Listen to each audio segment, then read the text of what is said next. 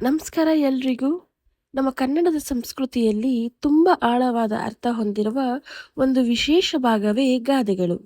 ಸಣ್ಣ ಮಾತುಗಳಲ್ಲಿ ದೊಡ್ಡ ಜೀವನ ಪಾಠ ಹೇಳುವ ಈ ಗಾದೆಗಳು ನಮ್ಮ ಪೂರ್ವಜರ ಜ್ಞಾನಕ್ಕೆ ಒಂದು ಅದ್ಭುತ ಉದಾಹರಣೆ. ಈ ವಿಡಿಯೋದಲ್ಲಿ ನಾವು ಕೆಲವು ಪ್ರಸಿದ್ಧ ಕನ್ನಡ ಗಾದೆಗಳು ನೋಡೋಣ. ಅವುಗಳ ಸರಳ ಅರ್ಥ ಏನು, ಅದರ ಹಿಂದಿನ ನಿಜವಾದ ಸಂದೇಶ ಏನು, ಹಾಗೂ ಜೀವನದಲ್ಲಿ ನಾವು ಅದನ್ನು ಹೇಗೆ ಅಳವಡಿಸಿಕೊಳ್ಳಬಹುದು ಅನ್ನೋದನ್ನು ತಿಳಿದುಕೊಳ್ಳೋಣ. ಈ ವಿಡಿಯೋ ನಿಮಗೆ ಇಷ್ಟ ಆಯ್ತಂದ್ರೆ ಲೈಕ್ ಮಾಡಿ ಮತ್ತು ಇಂತಹ ಇನ್ನಷ್ಟು ಕನ್ನಡ ಸಂಸ್ಕೃತಿ ವಿಡಿಯೋಗಳಿಗಾಗಿ ನಮ್ಮ ಚಾನಲನ್ನು ಸಬ್ಸ್ಕ್ರೈಬ್ ಮಾಡೋದನ್ನು ಮಾತ್ರ ಮರಿಬೇಡಿ. ಹಾಗಾದರೆ ಬನ್ನಿ ವಿಡಿಯೋ ಶುರು ಮಾಡೋಣ. ಕನ್ನಡ ಗಾದೆಗಳು ಮತ್ತು ಅದರ ಅರ್ಥ ಮತ್ತು ವಿಸ್ತರಣೆ, ಭಾಗ 22. ವೇದ ಸುಳ್ಳಾದರೂ ಗಾದೆ ಸುಳ್ಳಾಗದು ಎಂಬ ಮಾತಿದೆ. ಗಾದೆಗಳು ನಾಣ್ಣುಡಿ, ಜನಸಾಮಾನ್ಯರ ಅನುಭವದ ಸಾರವೇ ಗಾದೆಗಳಾಗಿ ರೂಪುಗೊಂಡಿದೆ. ಗಾದೆಗಳನ್ನು ಸಾವಿರ ಮಾತಿನ ಸರ್ದಾರ ಎಂದು ಕರೆಯುತ್ತಾರೆ. ಗಾದೆಗಳು ಜನಸಾಮಾನ್ಯರ ಆಡುಮಾತುಗಳಾಗಿವೆ. ಗಾದೆ 1. ಸಹವಾಸ ದೋಷದಿಂದ ಸನ್ಯಾಸಿ ಕೆಟ್ಟ. ಈ ಗಾದೆಯು ಕೆಟ್ಟ ಜನರ ಸಂಗ ಮಾಡೋದರಿಂದ ಒಳ್ಳೆಯವರು ಸಹ ತಮ್ಮ ಗುಣಗಳನ್ನು ಕಳೆದುಕೊಂಡು ಕೆಟ್ಟ ಹಾದಿ ಹಿಡಿಯುತ್ತಾರೆ ಎಂಬುದನ್ನು ತಿಳಿಸುತ್ತದೆ. ಪರಿಶುದ್ಧ ಮನಸ್ಸಿನ ಸನ್ಯಾಸಿಯೇ ಕೆಟ್ಟವರ ಸವಾಸದಿಂದ ತನ್ನ ದಾರಿ ತಪ್ಪಿದಾಗ ಸಾಮಾನ್ಯ ಮನುಷ್ಯರ ಗತಿ ಏನು ಎಂಬುದು ಇದರ ತಾತ್ಪರ್ಯ. ಒಳ್ಳೆಯ ಗೆಳೆತನ ಜೀವನವನ್ನು ಬೆಳಗಿದರೆ ಕೆಟ್ಟ ಸವಾಸ ಬದುಕನ್ನೇ ಹಾಳು ಮಾಡುತ್ತದೆ. ಈ ಗಾದೆಯ ವಿಸ್ತರಣೆ ಏನಪ್ಪಾ ಅಂತ ಅಂದರೆ, ಸನ್ಯಾಸಿ ಅಂದರೆ ಲೌಕಿಕ ಜೀವನದಿಂದ ದೂರವಿದ್ದು ನಿರ್ಮಲ ಮನಸ್ಸಿನಿಂದ ಭಗವಂತನ ಧ್ಯಾನ ಮಾಡುವವನು. ಅಂತಹ ವ್ಯಕ್ತಿಯೂ ಸಹ ಕೆಟ್ಟವರ ಸ್ನೇಹ ಮಾಡಿದರೆ ಅವರ ದುರ್ಗುಣಗಳು ಅವನನ್ನು ಕೆಟ್ಟ ದಾರಿಗೆ ಎಳೆಯುತ್ತದೆ. ಮನುಷ್ಯನು ತಾನು ಓಡಾಡುವ, ಮಾತನಾಡುವ ಮತ್ತು ಬೆರೆಯುವ ಜನರ ಗುಣಗಳನ್ನು ಅರಿವಿಲ್ಲದೆ ಅಳವಡಿಸಿಕೊಳ್ಳುತ್ತಾನೆ. ಸುಗಂಧ ದ್ರವ್ಯದ ಅಂಗಡಿಯಲ್ಲಿ ನಿಂತರೆ ಸುಗಂಧ, ಕಲ್ಲಿದ್ದಲು ಅಂಗಡಿಯಲ್ಲಿ ನಿಂತರೆ ಮಸಿ ಅಂಟುವುದು ಸಹಜ. ಈ ಗಾದೆಯು ನಮಗೆ ಸ್ನೇಹ ಮಾಡುವಾಗ ಎಚ್ಚರ ವಹಿಸಬೇಕೆಂದು ಎಚ್ಚರಿಸುತ್ತದೆ. ಒಳ್ಳೆಯ ಸ್ನೇಹಿತರು ನಮ್ಮನ್ನು ಉನ್ನತ ಮಟ್ಟಕ್ಕೆ ಏರಿಸಿದರೆ, ಕೆಟ್ಟ ಸ್ನೇಹಿತರು ನಮ್ಮ ಚಾರಿತ್ರ್ಯ, ಸಮಯ ಮತ್ತು ಭವಿಷ್ಯವನ್ನು ಹಾಳು ಮಾಡುತ್ತಾರೆ. ಬೆಕ್ಕಿಗೂ ಸೊಕ್ಕಿದೆ, ನೆಕ್ಕುತ್ತಾ ಕಂಡಿದೆ ಎಂಬಂತೆ ಸಹವಾಸದಿಂದ ಎಂತಹ ಸದ್ಗುಣಶೀಲರು ತಪ್ಪು ಹಾದಿ ಹಿಡಿಯಬಹುದು. ಹಾಗಾಗಿ ಒಳ್ಳೆಯವರ ಸಹವಾಸ ಮಾಡಿ ಉತ್ತಮ ಜೀವನ ರೂಪಿಸಿಕೊಳ್ಳಬೇಕು. ಗಾದೆ ಮಾತು 2. ಕಾಲಕ್ಕೆ ತಕ್ಕಂತೆ ವೇಷ, ವೇಷಕ್ಕೆ ತಕ್ಕಂತೆ ಭಾಷೆ ಎಂಬ ಗಾದೆಯು ಮನುಷ್ಯನು ಸಂದರ್ಭಕ್ಕೆ ಅನುಗುಣವಾಗಿ ಹೇಗೆ ನಡೆದುಕೊಳ್ಳಬೇಕು ಎಂಬ ಲೋಕಾರೂಢಿಯ ಸತ್ಯವನ್ನು ತಿಳಿಸುತ್ತದೆ. ಬದಲಾಗುತ್ತಿರುವ ಸನ್ನಿವೇಶಗಳಿಗೆ ಹೊಂದಿಕೊಳ್ಳುವುದು ಯಶಸ್ವಿ ಜೀವನಕ್ಕೆ ಬಹಳ ಮುಖ್ಯ ಎಂಬುದೇ ಈ ಗಾದೆಯ ಸಾರ. ಗಾದೆಯ ವಿಸ್ತರಣೆ ಏನಪ್ಪಾ ಅಂತ ಅಂದರೆ, ನಾವಿರುವ ಜಾಗ, ಸಮಯ ಮತ್ತು ಪರಿಸ್ಥಿತಿಯನ್ನು ಅರಿತು ನಮ್ಮ ವೇಷಭೂಷಣ ಹಾಗೂ ಮಾತುಗಳನ್ನು ಬದಲಿಸಿಕೊಳ್ಳಬೇಕು. ಉದಾಹರಣೆಗೆ, ಮದುವೆ ಸಮಾರಂಭಕ್ಕೆ ಹೋಗುವಾಗ ಸಂಭ್ರಮದ ಉಡುಪು, ಕೆಲಸದ ಸ್ಥಳಕ್ಕೆ ಹೋಗುವಾಗ ವೃತ್ತಿಪರ ಉಡುಪು ಧರಿಸುವುದು ಸೂಕ್ತ. ನಾವು ಯಾರ ಜೊತೆ ಮಾತನಾಡುತ್ತಿದ್ದೇವೆ ಎಂಬುದು ಮುಖ್ಯ.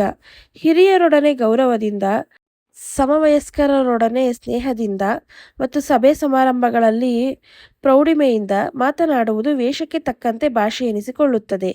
ಕಾಲ ನಿರಂತರವಾಗಿ ಬದಲಾಗುತ್ತಿರುತ್ತದೆ. ಹಳೆಯ ಸಂಪ್ರದಾಯಗಳನ್ನೇ ಅಂಟಿಕೊಂಡಿದ್ದರೆ ಕಾಲಕ್ಕೆ ತಕ್ಕಂತೆ ಹೊಸ ವಿಚಾರಗಳನ್ನು ಅಳವಡಿಸಿಕೊಳ್ಳಬೇಕು.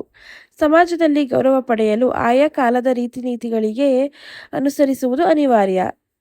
ಒಬ್ಬ ವ್ಯಕ್ತಿ ಎಷ್ಟೇ ಜ್ಞಾನಿಯಾಗಿದ್ದರೂ ಆತ ತನ್ನ ಜ್ಞಾನವನ್ನು ಎದುರಿಗಿರುವವರಿಗೆ ಅರ್ಥವಾಗುವ ಭಾಷೆಯಲ್ಲಿ ಮತ್ತು ಅಂದಿನ ಕಾಲಕ್ಕೆ ಪೂರಕವಾಗುವಂತೆ ಮಂಡಿಸಿದಾಗ ಮಾತ್ರ ಅದಕ್ಕೆ ಬೆಲೆ ಸಿಗುತ್ತದೆ.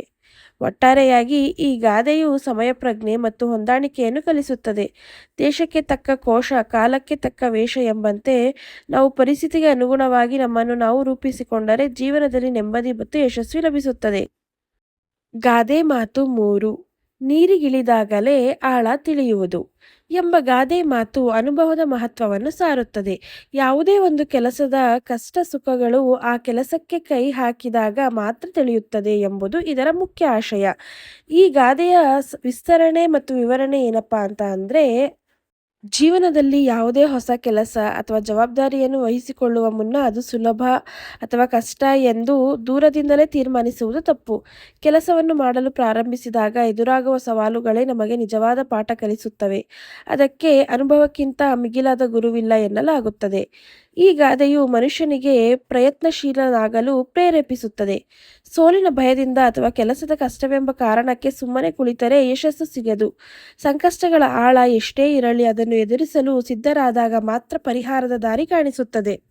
ಉದಾಹರಣೆಗೆ, ಒಬ್ಬ ವ್ಯಕ್ತಿಗೆ ಈಜು ಕಲಿಯಬೇಕೆಂಬ ಆಸೆ ಇದ್ದರೆ ಆತ ದಡದ ಮೇಲೆ ಕುಳಿತು ಈಜುವ ಬಗ್ಗೆ ಪುಸ್ತಕ ಓದಿದರೆ ಸಾಲದು. ಆತ ನೀರಿಗಿಳಿದು ಕೈಕಾಲು ಬಡಿದಾಗಲೇ ಈಜು ಕಲಿಯಲು ಸಾಧ್ಯ.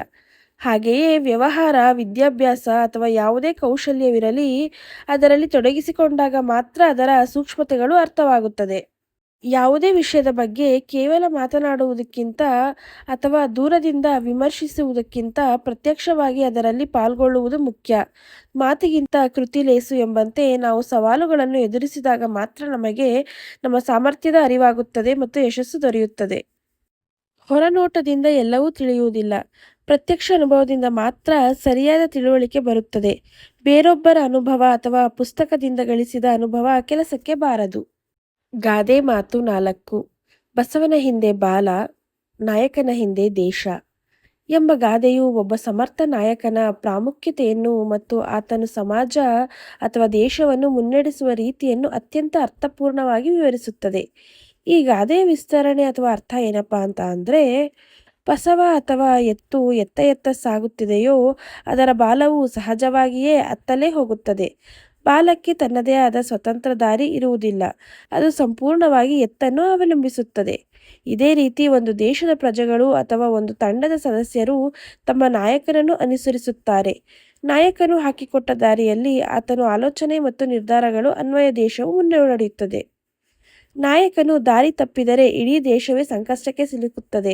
ಅದೇ ನಾಯಕನು ಧೀಮಂತನಾಗಿದ್ದರೆ, ದೂರದೃಷ್ಟಿ ಹೊಂದಿದ್ದರೆ ಆ ದೇಶವು ಅಭಿವೃದ್ಧಿಯ ಪಥದಲ್ಲಿ ಸಾಗುತ್ತದೆ.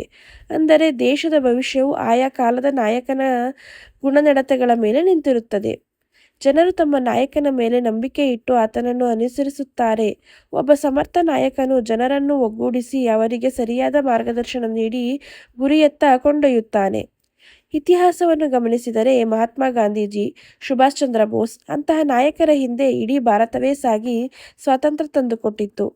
ಒಂದು ಮನೆಯಲ್ಲಿ ತಂದೆ ತಾಯಿ ಹೇಗೋ ಮಕ್ಕಳು ಹಾಗೆಯೇ, ಒಂದು ಶಾಲೆಯಲ್ಲಿ ಮುಖ್ಯೋಪಾಧ್ಯಾಯರು ಹೇಗೋ ಶಾಲೆಯ ಶಿಸ್ತು ಹಾಗೆಯೇ ಇರುತ್ತದೆ. ಒಟ್ಟಾರೆಯಾಗಿ ಹೇಳುವುದಾದರೆ ಯಥಾ ರಾಜ ತಥಾ ಪ್ರಜಾ ಎಂಬಂತೆ ನಾಯಕನು ಸಶಕ್ತನಾಗಿದ್ದರೆ ಮಾತ್ರ ದೇಶವು ಸುಭಿಕ್ಷವಾಗಿರಲು ಸಾಧ್ಯ. ನಾಯಕತ್ವ ಎನ್ನುವುದು ಕೇವಲ ಅಧಿಕಾರವಲ್ಲ, ಅದು ಕೋಟ್ಯಾಂತರ ಜನರ ಬದುಕನ್ನು ರೂಪಿಸುವ ಜವಾಬ್ದಾರಿಯಾಗಿದೆ. ಗಾದೆ ಮಾತು 5. ಮುಳ್ಳನ್ನು ಮುಳ್ಳಿನಿಂದಲೇ ತೆಗೆಯಬೇಕು ಎಂಬುದು ಒಂದು ಜನಪ್ರಿಯ ಕನ್ನಡ ಗಾದೆ ಮಾತು. ಇದರ ಅರ್ಥ, ಕಷ್ಟದ ಪರಿಸ್ಥಿತಿಯನ್ನು ಅಥವಾ ಸಮಸ್ಯೆಯನ್ನು ಅದೇ ರೀತಿಯ ತಂತ್ರದಿಂದ ಬಗೆಹರಿಸಬೇಕು ಎಂದರ್ಥ. ಈ ಗಾದೆಯು ಕಷ್ಟಕರವಾದ ಸನ್ನಿವೇಶದಲ್ಲಿ ಬುದ್ಧಿವಂತಿಕೆಯಿಂದ ಕಾರ್ಯನಿರ್ವಹಿಸುವ ಅಗತ್ಯವನ್ನು ಎತ್ತಿ ತೋರಿಸುತ್ತದೆ. ಈ ಗಾದೆಯ ವಿವರಣೆ ಏನಪ್ಪಾ ಅಂತ ಅಂದರೆ, ವಿರೋಧಿಗಳ ಕುತಂತ್ರವನ್ನು ಅದೇ ರೀತಿಯ ತಂತ್ರಜ್ಞಾನದಿಂದ ಸೋಲಿಸುವುದು. ಅಜ್ಞಾನವೆಂಬ ಮುಳ್ಳನ್ನು ತೆಗೆಯಲು ಜ್ಞಾನವೆಂಬ ಮುಳ್ಳನ್ನು ಬಳಸಬೇಕು. ಕಷ್ಟದ ಕೆಲಸಕ್ಕೆ ಸೂಕ್ತವಾದ ಕಠಿಣವಾದ ವಿಧಾನವನ್ನೇ ಬಳಸಬೇಕೆಂಬ ಅರ್ಥದಲ್ಲಿ ಬಳಸಲಾಗುತ್ತದೆ. ಅನುಮಾನ ಪಡುವವರ ಮೇಲೆಯೇ ಅನುಮಾನ ಪಟ್ಟರೆ ಈ ರೋಗ ವಾಸಿಯಾಗುತ್ತದೆ ಎಂಬ ಆಶಯ.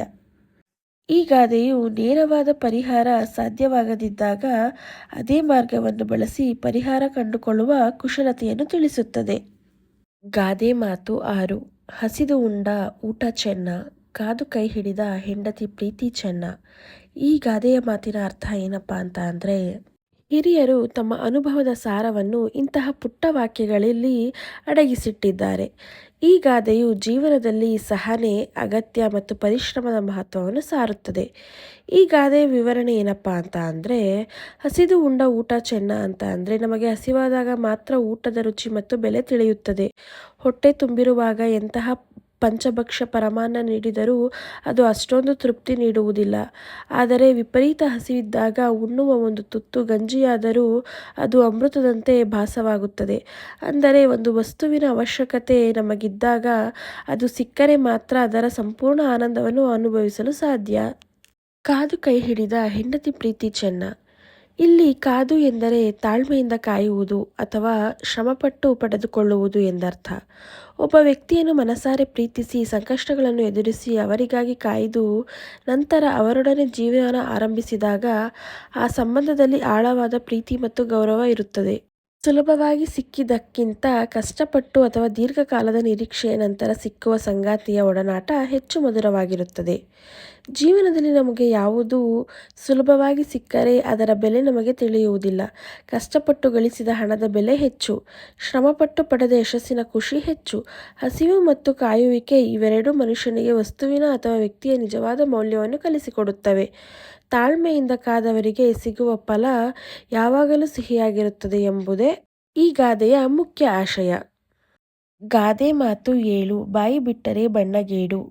ಈ ಗಾದೆ ಮಾತಿನ ಅರ್ಥ ಏನಪ್ಪಾ ಅಂತ ಅಂದರೆ, ಯಾವುದೇ ಒಬ್ಬ ವ್ಯಕ್ತಿ ಸುಮ್ಮನೆ ಕುಳಿತಿದ್ದಾಗ ಆತ ಎಂತಹವನು ಎಂದು ತಿಳಿಯುವುದು ಕಷ್ಟ.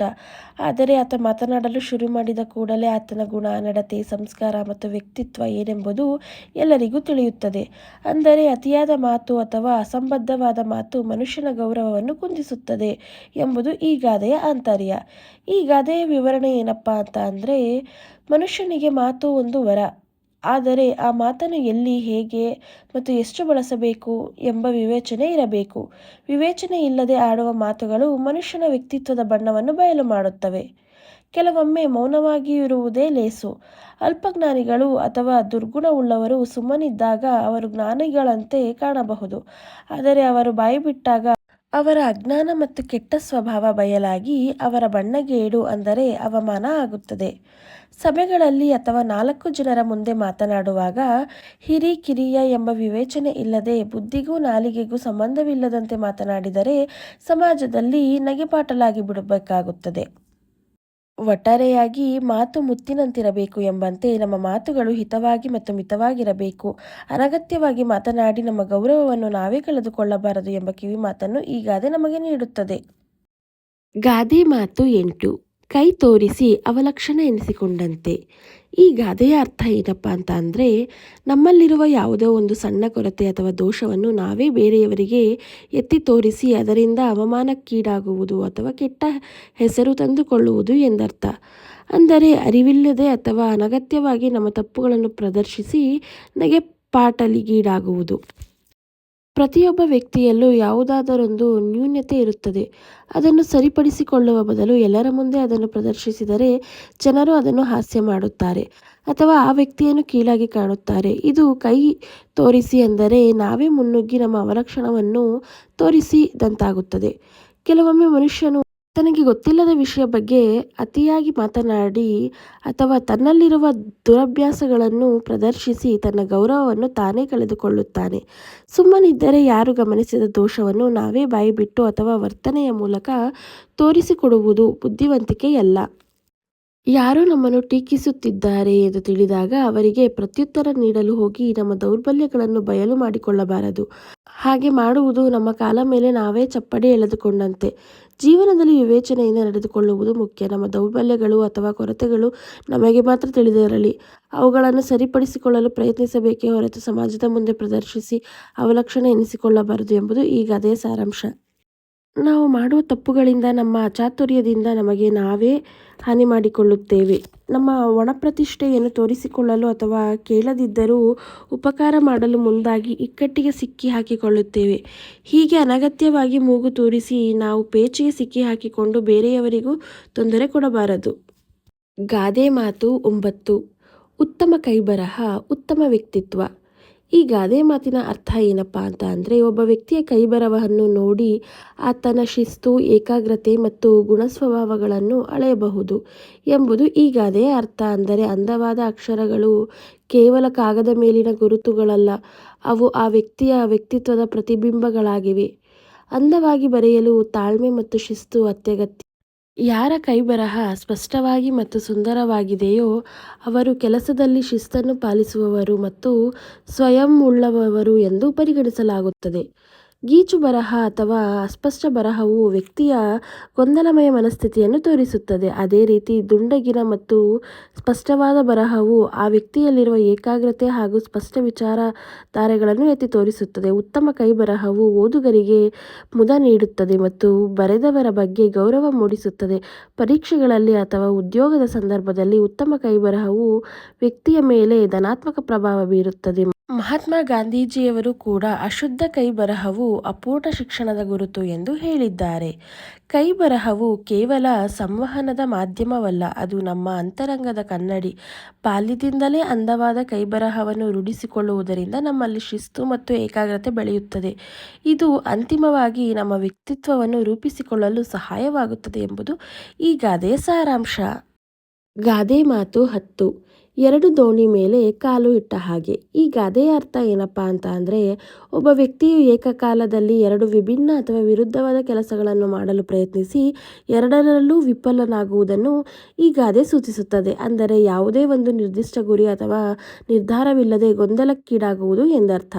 ಈ ಗಾದೆಯ ವಿವರಣೆ ಏನಪ್ಪಾ ಅಂತ ಅಂದರೆ, ಒಬ್ಬ ಮನುಷ್ಯ ನದಿಯನ್ನು ದಾಟುವಾಗ ಒಂದು ಕಾಲನ್ನು ಒಂದು ದೋಣಿಯ ಮೇಲೂ ಮತ್ತೊಂದು ಕಾಲನ್ನು ಇನ್ನೊಂದು ದೋಣಿಯ ಮೇಲೂ ಇಟ್ಟರೆ ಆ ದೋಣಿಗಳು ವಿರುದ್ಧ ದಿಕ್ಕಿನಲ್ಲಿ ಚಲಿಸಿದಾಗ ಆತ ನಡುಹಳ್ಳದಲ್ಲಿ ಬೀಳುವುದು ಖಚಿತ. ಹಾಗೆಯೇ ಜೀವನದಲ್ಲೂ ಎರಡು ಕಡೆ ಲಾಭ ಪಡೆಯಲು ಹೋದರೆ ಅಂತಿಮವಾಗಿ ಎರಡನ್ನು ಕಳೆದುಕೊಳ್ಳಬೇಕಾಗುತ್ತದೆ. ಜೀವನದಲ್ಲಿ ಯಶಸ್ಸು ಸಾಧಿಸಲು ಏಕಾಗ್ರತೆ ಮತ್ತು ದೃಢ ನಿರ್ಧಾರ ಬಹಳ ಮುಖ್ಯ. ಅತ್ತ ಇತ್ತ ಎನ್ನದೆ ಒಂದು ಗುರಿಯನ್ನು ನಂಬಿ ಸಾಗಬೇಕು. ಗೊಂದಲದ ಮನಸ್ಥಿತಿಯಿಂದ ಎರಡೂ ದಾರಿಗಳಲ್ಲಿ ಸಾಗಲು ಯತ್ನಿಸಿದರೆ ಗುರಿ ತಲುಪುವುದು ಅಸಾಧ್ಯ. ಈ ಗಾದೆಯನ್ನು ಮುಖ್ಯವಾಗಿ ಅಸ್ಥಿರ ಮನಸ್ಸಿನ ವ್ಯಕ್ತಿಗಳನ್ನು ಉದ್ದೇಶಿಸಿ ಹೇಳಲಾಗುತ್ತದೆ. ಉದಾಹರಣೆಗೆ, ಒಬ್ಬ ವಿದ್ಯಾರ್ಥಿ ಎರಡು ಬೇರೆ ಬೇರೆ ಕೋರ್ಸ್ಗಳನ್ನು ಒಟ್ಟಿಗೆ ಓದಲು ಹೋಗಿ ಎರಡರಲ್ಲೂ ಫೇಲ್ ಆದರೆ, ಅಥವಾ ಒಬ್ಬ ವ್ಯಕ್ತಿ ಎರಡು ಬೇರೆ ಬೇರೆ ಕೆಲಸಗಳನ್ನು ಅರೆಬರೆಯಾಗಿ ಮಾಡಲು ಹೋಗಿ ನಷ್ಟ ಅನುಭವಿಸಿದಾಗ ಈ ಗಾದೆ ಮಾತು ಅನ್ವಯವಾಗುತ್ತದೆ. ಏಕಾಗ್ರತೆಯೇ ಯಶಸ್ಸಿನ ಗುಟ್ಟು. ನಾವು ಯಾವುದೇ ಕೆಲಸವನ್ನು ಮಾಡುವಾಗ ಪೂರ್ಣ ಗಮನ ಮತ್ತು ದೃಢವಾದ ನಿರ್ಧಾರದಿಂದ ಮಾಡಬೇಕು. ಆಸೆಗಾಗಿ ಅಥವಾ ಗೊಂದಲದಿಂದ ಎರಡೂ ಕೆಲಸಗಳಿಗೆ ಕೈ ಹಾಕಿ ಅಪಾಯಕ್ಕೆ ಸಿಲುಕಬಾರದು ಎಂಬ ಎಚ್ಚರಿಕೆಯನ್ನು ಈ ಗಾದೆ ನಮಗೆ ನೀಡುತ್ತದೆ. ಕೇಳಿದ್ರಲ್ವ ಸ್ನೇಹಿತರೆ, ಇವತ್ತಿನ ವಿಡಿಯೋದಲ್ಲಿ ನಾವು ಕೆಲವು ಪ್ರಸಿದ್ಧ ಕನ್ನಡ ಗಾದೆಗಳು, ಅವುಗಳ ಅರ್ಥ ಮತ್ತು ಜೀವನಕ್ಕೆ ಸಂಬಂಧಿಸಿದ ವಿಸ್ತರಣೆ ಬಗ್ಗೆ ತಿಳಿದುಕೊಂಡೆವು. ಈ ಗಾದೆಗಳು ಕೇವಲ ಮಾತುಗಳಲ್ಲ, ಇವು ನಮ್ಮ ಜೀವನಕ್ಕೆ ದಾರಿ ತೋರಿಸುವ ಅಮೂಲ್ಯ ಪಾಠಗಳು. ನಿಮಗೆ ಯಾವ ಗಾದೆ ಹೆಚ್ಚು ಇಷ್ಟ ಆಯಿತು ಅಂತ ನಮಗೆ ಕಾಮೆಂಟ್ನಲ್ಲಿ ಹೇಳಿ, ಮತ್ತು ನಿಮ್ಮ ಸ್ನೇಹಿತರು ಕುಟುಂಬದವರ ಜೊತೆ ಈ ವಿಡಿಯೋನ ಶೇರ್ ಮಾಡೋದನ್ನು ಮಾತ್ರ ಮರಿಬೇಡಿ. ಇಂತಹ ಇನ್ನಷ್ಟು ಕನ್ನಡ ಗಾದೆಗಳಿಗೆ ಮತ್ತು ಆಸಕ್ತಿದಾಯಕ ವಿಷಯಗಳಿಗಾಗಿ ನಮ್ಮ ಚಾನಲ್ನ ಸಬ್ಸ್ಕ್ರೈಬ್ ಮಾಡಿ ಮತ್ತು ಬೆಲ್ ಐಕನ್ ಒತ್ತಿ. ಧನ್ಯವಾದಗಳು. ಮತ್ತೆ ಇನ್ನೊಂದು ಚಂದದ ವಿಡಿಯೋ ಜೊತೆ ಭೇಟಿಯಾಗೋಣ.